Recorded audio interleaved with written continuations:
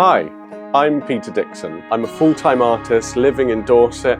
Before I moved back down to Dorset, I was a musician in the army.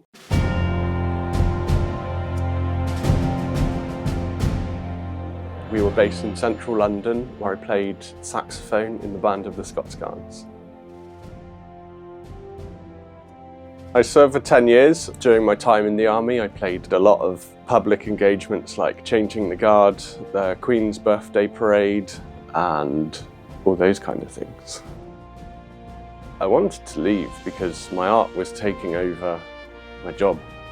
I didn't have enough time to paint and do music in the army, so I thought, let's have a crack at it while I'm still young.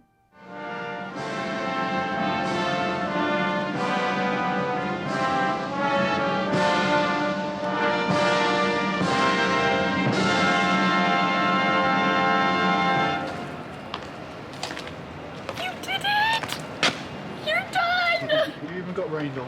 Yeah.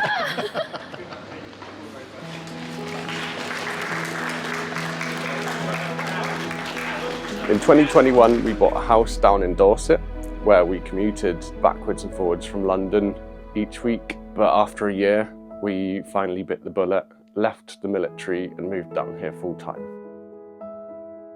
I grew up in this area in Bridport. I didn't think when I left that I would be coming back, but after 10 years in London, it was time. I missed trees, I missed the greenery, I missed the ocean and the quieter lifestyle. Now I'm a full-time painter and we're living in the countryside, which is perfect because the countryside is where I draw most of my inspiration from. For the past 2 years, I've run a painting challenge in the month of February, doing an A5 painting a day, which has done me really well. I started the challenge because I wanted to get quicker. I wanted to not get hung up on silly little details, and it just made me get my head down and crack on with it. I did find it difficult for inspiration, but not in the way I thought. I almost had too many images to choose from that I'd taken over the years. That was one of the hardest things each morning, was deciding what I was going to paint that day. But yeah, there were so many pictures that I wanted to do, but I thought maybe it might be a bit difficult to do all in one day.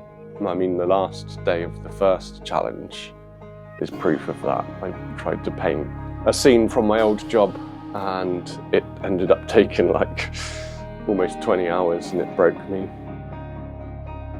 Last year for the painting challenge, we upped our game and added a charity aspect to it, and we raised over £1,200 for Huntington's Disease Association UK.